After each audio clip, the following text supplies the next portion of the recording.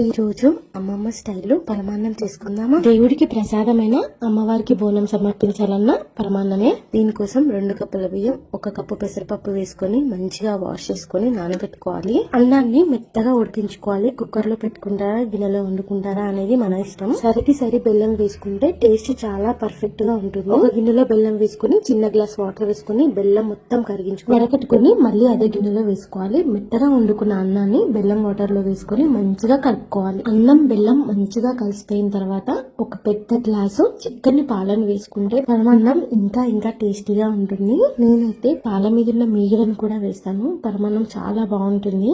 పల్లెటూళ్ళలో అయితే పల్లీలను దూరగా వేయించి దాన్ని పొడిలాగా చేసుకొని కలుపుతారు. అది కూడా చాలా బాగుంటుంది.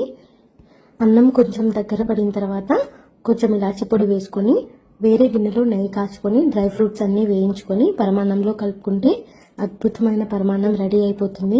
వేడిగా అలా జారుగా ఉండే పరమాన్నాన్ని తింటే ఎంత బాగా అనిపిస్తుందో.